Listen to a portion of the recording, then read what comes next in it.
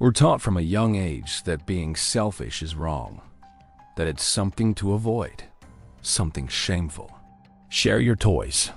Don't think only about yourself. Be kind. Be generous. And of course, all of that matters. But as we grow up, that lesson quietly twists into something else. We start believing that being selfless means neglecting our own needs.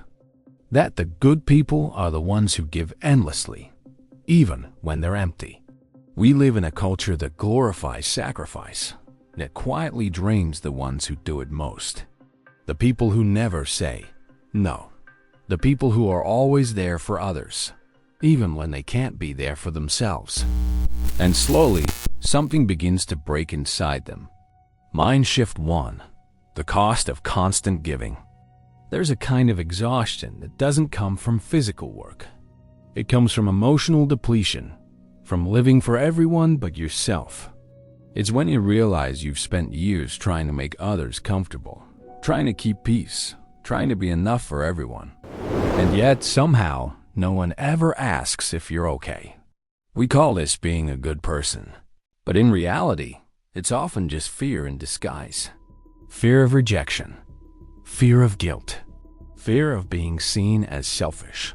And this fear keeps people small, agreeable, and silent, until one day, they realize their life doesn't belong to them anymore. Mind shift 2. Redefining selfishness. What if selfishness isn't bad? What if it's simply the act of choosing yourself? Not at the expense of others, but as a foundation for everything else. To be selfish, in the truest sense, is to recognize that you cannot pour from an empty cup. It's to know that your mental peace, your time, and your energy are sacred, and not everyone deserves unlimited access to them. It's to understand that setting boundaries doesn't make you cruel. It makes you conscious. Because the truth is, people will take as much as you give. Not because they're evil, but because most people are just trying to fill their own voids too. If you don't protect your space, someone else will occupy it. Mind shift 3. The balance between giving and living. Imagine a candle lighting a room. At first, it gives freely, warm, bright, beautiful. But if the candle keeps burning for everyone else and no one ever replaces its wax, it eventually disappears. Being selfish means protecting that flame. It means knowing when to give and when to stop. It's understanding that saying no isn't a rejection of others. It's an act of loyalty to yourself. Sometimes, the kindest thing you can do is walk away from people, from expectations, from versions of yourself that keep saying yes just to be loved. Mind shift 4. Selfishness is self-respect. True selfishness isn't about taking more. It's about not settling for less than what nourishes you. It's choosing peace over chaos, growth over guilt, truth over approval. It's realizing that your worth doesn't depend on how much you do for others, but on how deeply you honor yourself. In a world that constantly demands your attention, your energy, your time, being selfish is a quiet rebellion. It's saying, I will not be consumed by the world I'm trying to please. Mind shift 5. The paradox of selfishness.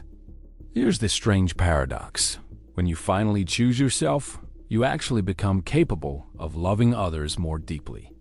Because now, you're given from abundance, not depletion. You're showing up not out of obligation, but out of authenticity. You can't heal others by bleeding for them.